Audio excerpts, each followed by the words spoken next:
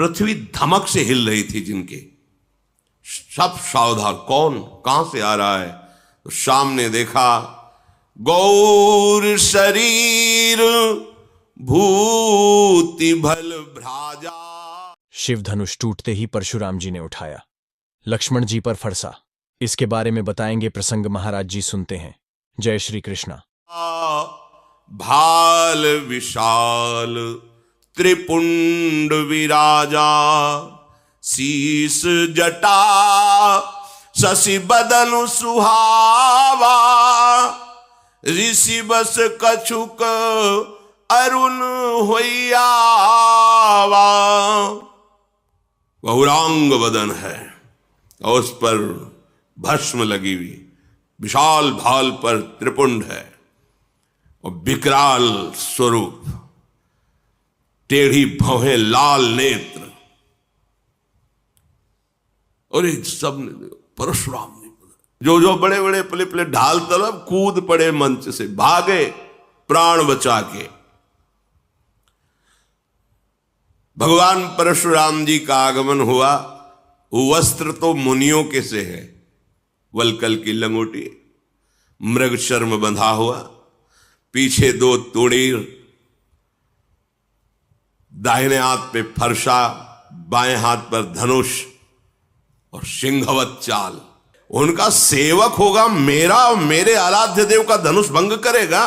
अरे सेवक वो होता है जो स्वामी को प्रसन्न करे, सेवा के द्वारा सेवकाई करे। ये तो दुश्मन का काम किया है, वो मेरा सेवक हो सकता है।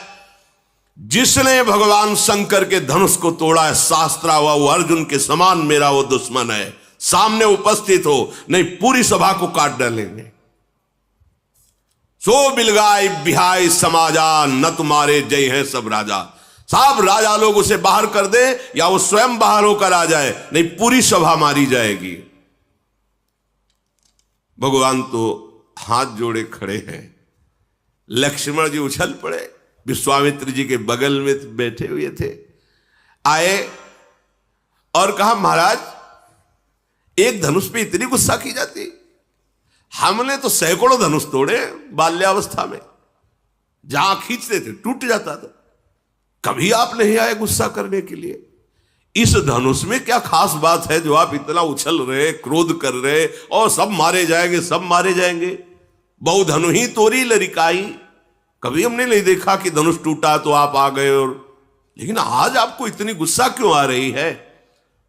परशुराम जी ने कहा चिरंजीवी का आशीर्वाद दिया है, इसलिए मैं शांत हो रहा हूं।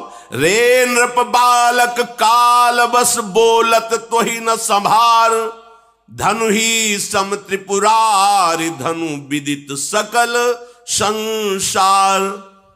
अरे मूर्ख बालक, तू काल के अधीन हो रहा है। साधारण धनुइयों के सामने तू भगवान शंकर के अजगों को, जो विश्व में बंदित हैं, उनके धनुष को तुम उनसे जोड़ रहे हो।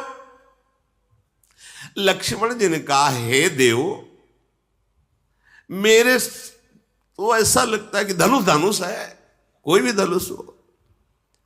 अब इस पुराने धनुष में रखा ही क्या था, उठाया जरा में टूट गया, इससे किसी का लाभ और हानि तो हुआ नहीं। मेरे प्रभु ने तो इसे समझा कि बहुत वजनदार है, बहुत कठोर है, तो उठाते ही टूट गया, इसमें कोई दोष नहीं है। और आप बिना किसी दोष के ऐसे उछल उछल करके क्रोध कर रहे हैं, हमको तो अच्छा नहीं लगता आपका ये स्वरूप। परशुराम जी ने इसे फरसा लिया, बोले चितई परसु की ओरा, रेसठ सुन्यो स्वभाव न मोरा। बालक बोली बधौ नहीं तो ही, केवल मुनि जड़ जा नहीं मोही। बाल ब्रह्मचारी अति कोही, विश्व विदित क्षत्रिय कुल द्रोही। भुजबल भूमि भूप बिनु कीन्ही, विपुल बार मही देवन दीनी। सहस्र बाहु भुज छेद निहारा, परसु बिलोक महीप कुमारा। फरसा से दिखाए, दुष्टता की बात करता है, मेरे स्वभाव को नहीं जानता। अभी तक तू जीवित है केवल बालक समझकर चिरंजीवी आशीर्वाद दिया, इसलिए पूछ ले विश्वामित्र से, मेरी महिमा पूछ ले अपने गुरु से। मुझे निरा मुनि मत समझ, मैं बाल ब्रह्मचारी अत्यंत क्रोध करने वाला हूं और दुष्ट राजाओं का विनाश करने वाला है मेरा फरसा है। अपनी भुजाओं के बल से 21 बार पृथ्वी के दुष्ट राजाओं को काट काट करके उनके राज्य का दान ब्रह्म ऋषियों को किया है। शास्त्राबाओं की भुजाओं का छेदन करने वाले मेरे फरसे को देख। ऐ राजा के बालक, तो अपने माता पिता को शोक से युक्त करना चाहता है क्या? जब मैं दहाड़ता हूं और फरसा लेकर दौड़ता हूं तो स्त्रियों के गर्भ गिर जाते हैं, प्रहार करने की बात नहीं रहती। लक्ष्मण जी हंस पड़े, वाह वीर वाह मुनि, स्त्रियों के गर्भ गिर जाते, वाह कैसे महात्मा आप हैं, धन्य है। पूरी सभा हाय है कर रही कि छोटे राजकुमार क्या कर रहे हैं, मानो घी में आहुति डाल रहे हो, वैसे ही हाथ जोड़ के इन्हें शांत करना चाहिए। लक्ष्मण जी ने हंस करके कहा कि अब समझ में आया कि आप कितने जोर के योद्धा हो, पर हम आपको बता दें कि फूंक से पहाड़ नहीं उड़ाया जा सकता। भूल में मत रहना, बालक समझकर कहीं भूल में मत रहना, फूंक से पहाड़ नहीं उड़ाया जा सकता। ये बार बार जो है जो फरसा दिखा रहे हो, तो यहां कुम्हड़ बतिया को नाही, जे तर्जनी देख मर जाही। यहां कोई कुम्हड़ा की बत्तियां नहीं कि अंगुली दिखा दोगे सूख जाएगी, कि तुम्हारा फरसा बार बार दिखा रहे ना कि फरसा दिखा दियो हम डर जाएंगे। फूंक से पहाड़ उड़ाने की कोशिश मत करो, हमें निरा बालक मत समझो। आपको प्रणाम किया है तो सिर्फ मुनि वेश देख करके, ये जो आप फरसा धनुष बाण, ये मुनि वेश के विपरीत है। मैं अभिमान से नहीं कहता हूं, आप सच्ची समझ लो, मुझे केवल बालक मत समझना। अगर हम आपसे अभी नम्रता से पेश हो रहे हैं तो उसका कारण है, भृगुसुत समुझी जनेऊ बिलोकी, जो कछु कहो सहस ऋषिरों की। आप जो बोल रहे हो ना, और मैं सह रहा हूं, इसका कारण एक ही है। एक तो यज्ञोपवीत धारण की ब्रह्म ऋषि हो, और दूसरी बात जानता हूं भृगुवंश को पावन करने वाले महात्मा हो। इसी के कारण आपके ऐसे कठोर वचन और ऐसे अभिमान भरे वचन सुनकर मैं शांत हूं, क्योंकि हमारे कुल में देवता, ब्रह्म ऋषि और भगवान के भक्त, इन पर कभी हाथ नहीं उठाया जाता, चाहे जितना बड़ा अपराध कर दे। हमारे कुल में वीरता इन पर नहीं दिखाई जाती। आप ब्रह्म ऋषि है, महात्मा है, भगवान के भक्त पर, महात्मा पर, ब्रह्म ऋषियों पर हमारे कुल में कभी हाथ नहीं उठाया जाता, क्योंकि इनको मारने से बहुत बड़ी ब्रह्म हत्या लगती है, और अगर इनसे हार जाए तो बड़ी भारी अपकीर्ति होती है। फिर भी हम आपके पैरे ही पड़ रहे हैं कि आप शांत हो जाइए।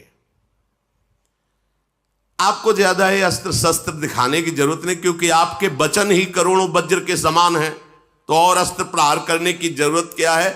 आपने बेकार में फरसा धारण कर, फरसे से ज्यादा तो आपके वचन है कठोर, अर्थात मुनि के वचन बहुत मृदु, शांत और समदर्शिता से युक्त होने चाहिए, वो आपके हैं नहीं। अगर आपको हम कुछ अनुचित बोल रहे हो तो आप उसका लक्ष्य ये समझ लेना, आपके पास धनुष बाण और फरसा देख करके। अगर आप केवल मुनि बन करके आते तो अर्घ पाद्य देकर आपके चरणों में हम बैठे रहते। पता नहीं क्या हो रहा है कि लक्ष्मण जी बोल रहे हैं और परशुराम जी का हाथ काम नहीं कर रहा, नहीं उनके सामने कोई बोल सके। अब विवश हो गए। विश्वामित्र जी का समझाओ ना अपने चेला को, बहुत उद्दंडता कर रहा है। कौशिक सुनऊ मंद यह बालक, कुटिल काल बस निज कुल घालक, भानुवंश राकेश कलंको, निपट निरंकुश अबुद असंको। विश्वामित्र जी समझाओ ना इसे, बड़ा कुबुद्धि है, कुटिल है, ये काल के बस हो रहा। अगर हमारा फरसा चला तो इसके ऊपर ही नहीं पूरे इसके वंश का विनाश कर देंगे। ये तभी निकलता है जब कमजोर हो जाता है सामने वाला। हमारी बात बताओ ना कि हम कौन हैं। अभी एक क्षण में काल का ग्रास हो जाएगा। मैं पुकार करके कहता हूं, इसके बाद कोई मुझे दोष मत देना। लक्ष्मण जी ने कहा, महाराज दूसरे को बताने की जरूरत ही नहीं। आपका यश, जब से आप आए तो अपने मुख से इतनी बार यश कह चुके हैं कि दूसरे को परिचय बताने की जरूरत नहीं। आप बार बार फरसा उठा के बता चुके हैं। अगर अभी कुछ और रह गया हो तो और बता दीजिए। सब कह रहे कि ये जो गौरवर्ण का कुमार है तो बहुत ही विचित्र है। हमें लगता है भगवान आपको संतोष नहीं है। आप क्रोध मत रोकिए। आप वीरता का वेश धारण किए हैं। आप और बोलिए जो कुछ करना चाहे आप कर लीजिए। आप क्रोध को रोकिए मत। पर आपको जरूर ये कहता हूं कि साधु के वेश में शोभा नहीं देता। हमने तो देखा है कि जो वीर योद्धा होते हैं वाणी से नहीं बोलते, उनका काम बाणों से होता है। वो आप जब से आए वाणी से ही बोलते जा रहे हो। सारी सवाल कार्य किसी तरह इस कुमार को चुप करो, कहीं ऐसा ना हो कि कुछ अमंगल हो जाए। वो इधर लक्ष्मण जी ने कहा कि डींग हाँकना बंद करो महाराज, अब अपनी वाणी का वज्र प्रहार करना बंद करो। आप तो बार बार ऐसे धमका रहे हो, मतलब काल आपकी अंगुली के इशारे से ही चलता हो। लक्ष्मण जी की कठोर सुनते ही परशुराम जी ने भयानक फरसा संभाला और हाथ में लिया और बोले, आप दोष मत देना, मैं इसकी अभी गर्दन उतारता हूं। बहुत बचाया पर अब ये बचेगा नहीं। विश्वामित्र जी आ गए, क्षमा कीजिए, क्षमा कीजिए। देखो, बालकों की बातों पर आप जैसे महान ऋषि ध्यान नहीं देते। इनका स्वभाव ही ऐसा होता है। परशुराम जी ने कहा, मैं कुछ समझ नहीं पा रहा हूं कि वही मैं परशुराम, वही मेरा फरसा, मेरे हृदय में दया का लेश नहीं और गुरुद्रोही मेरे सामने कठोर वचन कह रहा, मैं कुछ कर नहीं पा रहा। ये उत्तर पर उत्तर दिए जा रहा है, मैं इसे मार नहीं पा रहा। विश्वामित्र जी, हमें लगता है तुम्हारा प्रेम काम कर रहा है, कि हमारा तुम्हारा पहले का प्रेम है और तुम्हारे से इसीलिए हमें लगता है हम इन्हें छोड़ रहे हैं, नहीं तो अब तक इस गुरुद्रोह करने वाले को मैं यमपुर पहुंचा देता। विश्वामित्र जी हंस करके सोच रहे कि मुनि को सब हरा ही हरा नजर आ रहा है, जैसे सावन में कोई अंधा हो जाए तो हरा ही हरा। इनको ये राजकुमार राजे कुमार नजर आ रहे, अभी इनकी दिव्य दृष्टि खुली नहीं कि देख पावे कि कौन है। चराचर के स्वामी सामने खड़े हैं। श्री राम और लक्ष्मण को साधारण क्षत्रिय समझ रहे हैं। विश्वामित्र जी ऐसा मन में सोचकर सावधान कर रहे, शांत। लक्ष्मण जी पीछे से विश्वामित्र जी के कहा कि महाराज, आपका सील और स्वभाव देखकर, क्या सील है, नम्रता है आपकी, और क्या स्वभाव है आपका। और हंस दिए। हम बतावे आपका सील स्वभाव? माता का गला उतारा है फरसे से, बड़ा सील है। अरे सब कह रही क्या, मतलब लक्ष्मण जी में भय कहां, भगवान शेष के अवतार है। मैं अच्छी तरह से जानता हूं आप अपने माता की ऋण से ऋण हुए और पिता की ऋण से। अच्छा, गुरु का जो ऋण है वो आप उतारने के लिए मेरे भरोसे आए हो कि अब मैं इनको मार दूंगा तो गुरु ऋण से ऋण हो जाऊंगा। अच्छा, तो ब्याज सहित बताइए आपका गुरु ऋण क्या है, मैं चुका दूं। बुलाइए किसी हिसाब करने वाले को और बताइए आपके गुरु ऋण में मैं क्या चुका दूं। सुनि कटु बचन कुठार सुधारा, हाय हाय सब सभा पुकारा। भगवान परशुराम, आप तो नहीं बचेगा। और एकदम लक्ष्मण जी ने कहा, फरसा मत दिखाओ मुझे बार बार। आपको रणधीर और वीर दूसरे मानते होंगे, ये फरसा दूसरों को दिखाओ। हमारे यहां ब्रह्म ऋषियों पर कोई बल नहीं चलता, इसीलिए मैं चुप हूं। सब सभा के लिए अनुचित है, अनुचित है। लखनलाल, ऐसा मत बोलो, ये महावीर है। सब पुकार। भगवान श्री राम ने लक्ष्मण जी को नेत्र तरह, लक्ष्मण जी चुपचाप सीधे पीछे वापस हो गए। परशुराम जी क्रोध की अग्नि बढ़ रही। भगवान श्री राम फिर शांत, नाथ शांत हो जाइए, नाथ करहु बालक पर छोहू सूद दूध मुख करी न कोहू। जो पै प्रभु स्वभाव प्रभाव कछु जाना तो कि बराबर करत आयाना। क्षमा क्षमा प्रभु क्षमा कीजिए, ये सीधा साधा दुधमुहा बच्चा है लक्ष्मण, कुछ बोल दिया, वो आपके प्रभाव स्वभाव को नहीं जानता, अभी तो बच्चा है, बेसमझ है। नाथ जो लरिका कछु अचगरी करही गुरु पितुमा तु मोद मन भरही। करी कृपा शिशु सेवक जानी तुम समशील धीर मुनि ज्ञानी। बालक है, बालकों की चपलता देखकर माता पिता गुरु नाराज नहीं होते हैं, मोद धारण करते हैं। छोटा सा बच्चा सेवक जानकर कृपा कीजिए, आप समदर्शी सुशील धीर ज्ञानी महात्मा है, प्रभु आप शांत होइए। शांत ऐसा लगे जैसे आग के ऊपर पानी पड़ गया हो। परशुराम, हाँ तुम हमारी महिमा को जानते हो, राम वचन सुनी कछुक जुड़ाने। पीछे से लक्ष्मण जी ने मुस्कुरा करके फिर परशुराम जी को इशारे से, परशुराम ने कहा देखो तुम प्रार्थना करो, वो हंस करके फिर हमें क्रोध दिला रहा है। ये बड़ा, और राम जी के पीछे से इशारा करे, बहुत जोर के मुनि हो तो, और हंस लक्ष्मण जी की हंस, और राम जी हाथ जोड़कर गंभीरता, आप महामुनि धीर वे, और लक्ष्मण जी हंस के, हमें पता है कितने बड़े तुम वीर हो। उन्होंने कहा कि राम तोर भ्राता बड़ पापी, ये बड़ा पापी है, मुझे वहां से फिर जला रहा है, तुम इसे दुधमुआ बच्चा कहते हो। अरे गौर शरीर श्याम मन माही कालकूट मुख पय मुख, ये दुधमुआ नहीं जहरीला है, भगवान शेष के अवतार है, दुधमुआ थोड़ी है। जहरीले ऐसे जहरीले कि उन्हीं के तेजाग्नि से संपूर्ण प्रलयाग्नि प्रकट होती है और साफ सृष्टि का लय हो जाता है। ये गोरे बदन वाला जो छोटा कुमार है, तुम इसे दुधमुआ कह रहे हो, दुधमुआ नहीं, ये विषमुआ है, बड़ा टेढ़ा है, तुम जैसे शील स्वभाव वाले हो ऐसा नहीं है वो।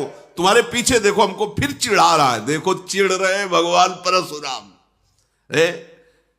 इतने महामुनि, और लक्ष्मण जी जहां इशारे, तो वो फिर देखो बोला, गुस्सा हो रहे। लक्ष्मण जी ने खुल कर हंस के कहा कि मुनि आपको आज तक ये ज्ञान नहीं हुआ कि क्रोध करना पाप है। इस क्रोध के वशीभूत होकर के बड़े अनुचित हो जाते हैं कार्य, पूज्य जनों की हिंसा हो जाती है।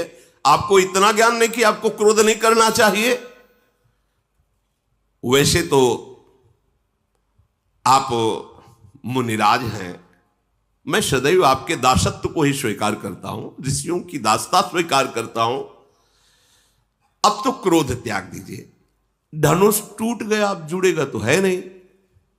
खड़े खड़े बार बार उलर रहे हो आप, तो पैर दुखने लगे होंगे, आसन पे बैठ जाओ, आपके पैर थोड़ा विश्राम कर ले, बैठ जाइए।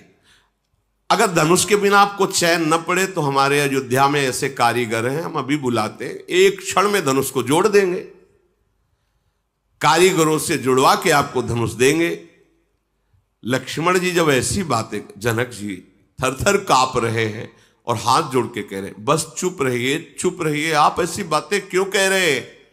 जनकपुर के सब स्त्री पुरुष कांप रहे, मन ही मन कह रहे हैं कि बना बनाया काम परशुराम जी वैसे ही क्रोधित थे, ये छोटा कुमार और आग में घी की आहुति डालता जा रहा है। लक्ष्मण जी की निर्भय वाणी सुनकर भगवान परशुराम जी का क्रोध और बढ़ रहा है, पर हृदय में कोई क्रिया नहीं हो रही। वाणी से तो बोलने पर हृदय एकदम शांत है, ना तो मारने की इच्छा हो रही है, एकदम हृदय शीतल, क्योंकि सामने साक्षात भगवान श्री राम विराजमान है। ये मन का मैला, शरीर का सुंदर, ऐसा लग रहा है जैसे विष में से भरा सोने का कलश हो। इसको भाई बस शांत कर दो, परशुराम जी सबसे इसको शांत कर दो। लक्ष्मण जी ने हंस करके कहा कि और किसी को कहने की जरूरत ही क्या है महाराज, आपका शांत वेश देखकर वैसे ही हम शांत हैं। मतलब आपका तो खुद अशांत स्वरूप हो रहा है इस समय।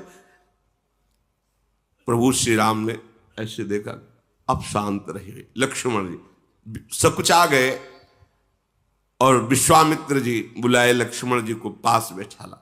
भगवान श्री राम हाथ जोड़े और विनय के साथ कोमल वाणी में कहा, प्रभु आप सुजान हो, बड़ा सुंदर स्वभाव आपका है। आप उस बालक की तरफ से मैं क्षमा मांगता हूं। देखो बालकों का स्वभाव जैसे बर्रैया होती ना, वो बैठेगी उसका स्वभाव है, और अगर वो जरा सा डंक मारेगी तो वो फूल जाता है, जलन होती। ये बच्चों का स्वभाव, खेल खेल में कुछ अमंगल कर सकते हैं। जो साधुजन होते हैं, बड़े बूढ़े जन होते हैं, बच्चों पर दोष नहीं देखते हैं। आप कृपा करो, नाथ जानना चाहते हो कि धनुष भंग करने वाला अपराधी कौन है? तो अपराधी मैं आपके सामने हूं। ये धनुष भंग अपराध मेरे से हुआ है। यदि आप अपराधी जानना चाहते हो तो मैं हूं। स्वामी अब चाहे आप कृपा करो या क्रोध करो, वध करो या बंधन में डाल दो, जैसा आप समझे। मैं आपका दास हूं, आप जैसा चाहें वैसा आप हमारे साथ बर्ताव करें। मुनिराज, जिस तरह से आपका क्रोध दूर हो वो उपाय कर लो। मुनि ने कहा कि क्रोध कैसे जाए? अब भी वो विश्वामित्र जी के पास बैठा हुआ टेढ़ा ही हमारी तरफ देखा, और इनकी भी दृष्टि वही लगी लक्ष्मण जी के ऊपर। वो होता है ना, एक बात और है, जो चिढ़ने लगे ना तो उसको लोग और चिढ़ाते हैं। जैसे तुम्हें कोई कहे चिढ़ा, और आप चिढ़ो ना तो फिर वो धीरे धीरे शांत हो जाएगा। और परशुराम जी चिढ़ रहे, ऐसा स्वभाव कभी नहीं देखा गया इनका। पर आज भगवान का प्रभाव और स्वभाव ऐसा है कि वो सब है तो भगवान के अंश ही ना, वो अहंकार नहीं रहने देते। किसी सुनहु राम कर सहज स्वभाव, जन अभिमान न राखे काऊ। परशुराम जी की विनय राम जी कर रहे, पर राम जी पर नहीं देख रहे, लक्ष्मण जी की तरफ देख रहे। जो विश्वामित्र जी वहां से वो मुस्कुरा के ऐसे बोले, फिर भी देखो वहां से हमारी हंसी उड़ा रहा है और वो टेढ़ा ही देख रहा है। अब तो इसकी गर्दन पर कुठार ना चलाया तो मेरा क्रोध करना व्यर्थ चला जाएगा। अरे जिस कुठार की घोर आवाज सुन करके दुष्ट राजाओं की स्त्रियों के गर्भ नष्ट हो जाते थे, उस फरसे को मैं धारण किए, फिर भी ये राजपुत्र जीवित है, मेरा हाथ क्यों नहीं चल रहा? मेरे क्रोध से तो छाती जल रही, पर मैं कुछ कर क्यों नहीं पा रहा? क्या हो रहा है मेरे को? ये विपरीत दशा कैसी, ये विपरीत स्वभाव कैसा? पता नहीं इस समय मेरे हृदय में क्या हो रहा है। भगवान परशुराम जी कह रहे, मुझे लगता है कि मेरे हृदय में जो कभी नहीं थी वो दया आ गई क्या मेरे हृदय में, इसीलिए दुस्साह दुख सह रहा हो। लक्ष्मण जी ने वही से मुस्कुरा के कहा, सिर नवा के कि महाराज आपकी दया भी आपके स्वरूप के अनुकूल ही है। मतलब दया भी, ये दया है, हाहाकार मचा दिए, ये दया है आपकी, ऐसा मान। और आप जब बोलते हैं महाराज तो ऐसा लगता है फूल झड़ रहे हैं। महाराज जब आपकी दया में ये हालत है तो जब आप निर्दयता करते होंगे तो क्या होता होगा? दया में तो जल रहे हैं, और जब निर्दयता आएगी तो क्या होगा? अगर क्रोध आ गया तो हमें लगता है आप ही का शरीर भस्म हो जाएगा। परशुराम का देखा जनक, देखा अब हम शांत हो रहे थे, फिर इसने आग लगा दी है, अब तो पक्का ये यमराज का अतिथि बनेगा। नहीं तो एक बात है, इसको मेरी आंखों के सामने से हटा दो। पता नहीं क्या हो रहा, परशुराम जी बार बार कहते पक्का, और फिर बोले एक उपाय है जनक जी, इसको सामने से हटा दो, मेरे सामने से हटा दो। ये राजपुत्र को देखते ही मुझे गुस्सा। लक्ष्मण ने हंसकर कहा, महाराज उनको हटाने की जरूरत नहीं, ऋषियों का एक स्वभाव होता है जिसे नहीं देखना चाहते आंख बंद कर लेते हैं। आप आंख बंद कर लीजिए तो मान लीजिए कोई है ही नहीं। लक्ष्मण जी ने कहा, मूंदे आंख कतहु को नहीं, हटाने की जरूरत नहीं, आप अपनी आंख मूंद लीजिए।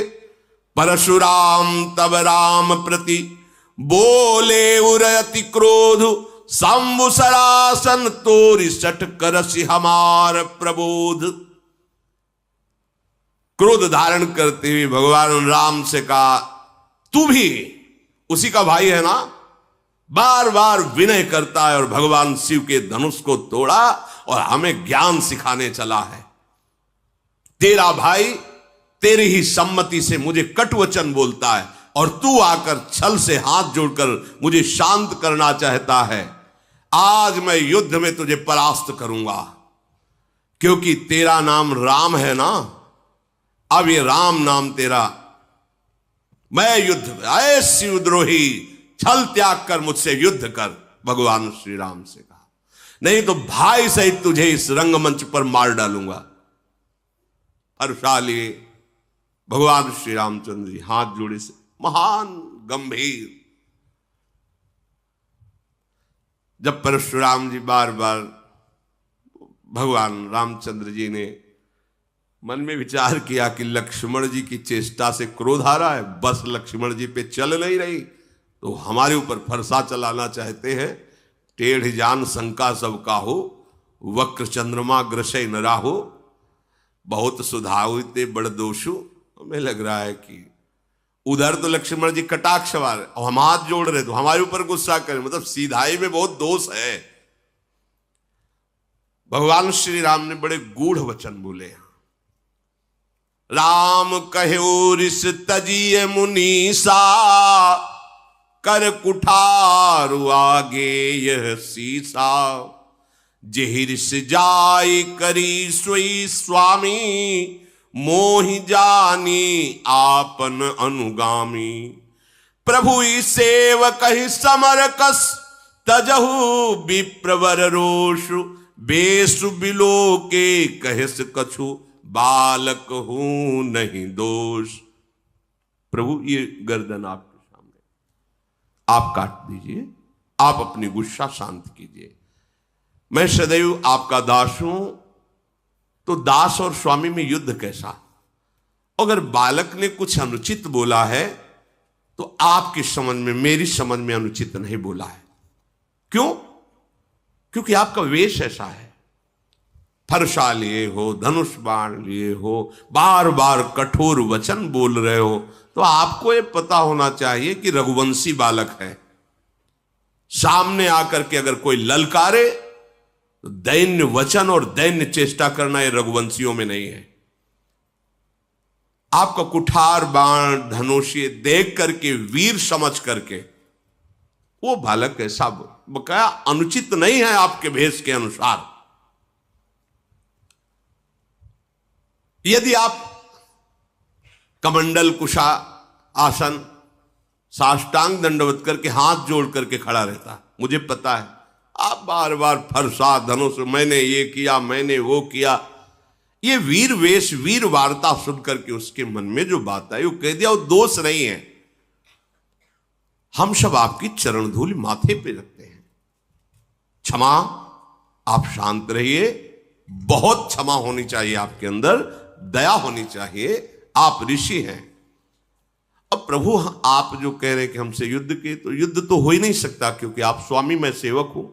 और रही राम नाम की बात, कि ये नाम तो वैसे भी आपका हमारे से नाम बड़ा है, परशु सहित बड़ा। हमारा तो एक छोटा सा नाम राम और आपका परशुराम कैसे हो सकता है? हमारी आपकी होड़ कैसे हो सकती है? प्रभु मैं तो केवल एक ही गुण ये धनुष धारण करता हूं, आप शम दम तपस्या शौच क्षमा सरलता ज्ञान विज्ञान आस्तिकता, ये 9 गुण धारण करते हैं। हम सब प्रकार से आपके दास हैं, आपको अब क्षमा ही करनी चाहिए, ये बात नहीं कहनी चाहिए कि युद्ध कीजिए। भगवान श्री राम परशुराम जी को बार बार मुनि विप्रवर ऐसा कहा। परशुराम जी क्रोधित होकर ठहाका मारकर बोले, समझ गए तुम मुझे कोरा मुनि ही समझते हो, समझ गए, तुम ही मुझे कोरा मुनि ही समझते हो। मैं ऐसा ब्रह्म ऋषि नहीं हूं जैसा तुम समझते हो। मैं जो ब्रह्म ऋषि जन जैसे यज्ञ करते हैं ना, तो मेरी यज्ञ कैसे होती जानते हो? धनुष श्रुआ, बाण आहुति, मेरी क्रोध भयंकर अग्नि, और दुष्ट राजाओं की चतुरंगणी सेना समिधा, और ललकार ललकार के काटना स्वाहा। मैं ऐसा मुनि हूं। परशुराम जी ने कहा, ऐसी एक यज्ञ नहीं, करोड़ों यज्ञ की है। बार बार मेरा प्रभाव तुझे भी मालूम नहीं। तू निरा मुझे ब्रह्म ऋषि मत समझ लेना। भगवान श्री राम हाथ जोड़े ऐसे खड़े, घमंड हो गया होगा तुमको, अजगो तोड़ दिया ना इस बात का, मानो तुमने संसार पर विजय प्राप्त कर ली। प्रभु ने कहा विचार कर बोलिए, विचार कर बोलिए। बहुत कड़वा बोल रहे हो आप, मेरी अगर भूल भी मानते हो तो बहुत छोटी सी, पर आपका ये जो इस समय वचन निकल रहा है बहुत कड़वा है। यदि आप ऐसा कहते हैं कि निरामुनि नहीं है, आप वीर हैं, तो क्षमा कीजिए, फिर मेरी बात सुन लीजिए। त्रिभुवन में कोई ऐसा योद्धा पैदा ही नहीं हुआ जिसके आगे राम का मस्तक भयवश नमन करे। अगर आप ऐसा समझते हो कि आप बार बार मुझे मुनि समझता है, ब्रह्म ऋषि समझता है, तो आप एक बात समझ लो, त्रिभुवन में कोई ऐसा योद्धा वीर पैदा ही नहीं हुआ कि राम का मस्तक उसके सामने भययुक्त होकर झुक जाए। देवता, दैत्य, राजा, योद्धा पूरे त्रिभुवन के एक साथ मिल जाएं और रण में यदि हमें ललकार दे तो मैं सुख पूर्वक, चाहे काल क्यों ना हो, उसको भी नष्ट कर सकता हूं। ये भयवश आपके सामने शीश नहीं झुका रहा, मुनि मानकर ही झुका रहा हूं। और आपको बताया हमारे रघुवंश में महाराज दशरथ जी देवराज इंद्र की सहायता करने गए थे। हमारे रघुवंश की कुल की ऐसी प्रशंसा है कि रण में यदि ललकार दे तो सामने चाहे कोई काल भी क्यों ना हो, कदम पीछे नहीं हटेगा। परशुराम जी के शरीर में कंप शुरू हो गया जब राम जी बोले कि आप अगर ऐसा समझते हैं कि मैं बार बार मुनि और ऋषि कह रहा हूं, तो आप ऐसे ऋषि नहीं, आप महावीर। तो आप इतना समझ लीजिए, भयवश राम का सिर झुक नहीं सकता, चाहे त्रिभुवन एक साथ होकर के लड़ ले, चाहे काल के सामने खड़ा हो, रघुवंशी कभी कदम पीछे नहीं हटा। फिर हाथ जोड़ा राम जी ने, कहा ऐसा होने पर भी आपके चरणों में प्रणाम है, मैं आपका दास हूं, और जो आपसे भयभीत हो गया वो जगत से निर्भय हो जाता है। जो आपसे भयभीत हो गया वो जगत में निर्भय हो जाता है। विप्रवंश के अस प्रभुताई, अभय होए जो तुम्हें डराई।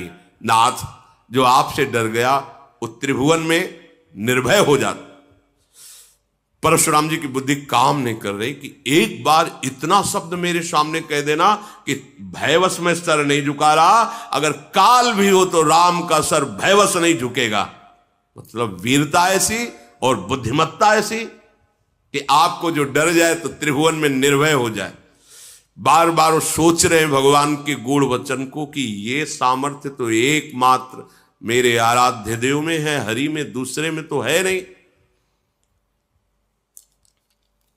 भगवान परशुराम जी ने कहा कि मुझे कुछ संशय हो रहा है, प्रभु निवारण कर लीजिए। तो उनका एक बार भगवान विष्णु ने मुझे अपना ये सारंग धनुष दिया था, कहा था कि मेरा अवतार होगा तब मुझे समर्पित कर देना। मेरे संशय निवृत्ति के लिए आप क्या इस धनुष पर प्रत्यंचा चढ़ा सकते हैं? भगवान ने कहा आदेश कीजिए आप। तो उनका मेरे संशय के नाश के लिए आप इस पर प्रत्यंचा चढ़ा दीजिए, क्योंकि दूसरा त्रिभुवन में कोई नहीं जो भगवान श्री हरि के सारंग धनुष पर प्रत्यंचा चढ़ा सके, वो केवल वही चढ़ा सकते हैं, दूसरा नहीं। तो जे ही देने को हुए तो अपने आप धनुष प्रभु के हाथ में जाके विराजमान, क्योंकि उन्हीं का नित्य पार्षद है। भगवान ने एक क्षण में खींचा, प्रत्यंचा चढ़ाई, अमोघ बाण संधान किया, देत चाप आप ही चल गयऊ, परशुराम मन विस्मय भयऊ। जाना राम प्रभाव तब पुलक प्रफुल्लित गात, जोरी पानी बोले बचन, हृदय न प्रेम अमात। आहा, मैं जान गया, मैं जान गया, क्षमा कीजिए प्रभु। पुलकित हो रहे भगवान परशुराम जी, हाथ जोड़कर हृदय में प्रेम नहीं समा रहा। ओहो, रघुकुल रूपी कमल वन के सूर्य, मैं समझ गया आप कौन है। आप भगवान श्री हरि हैं। प्रभु आपकी जय हो।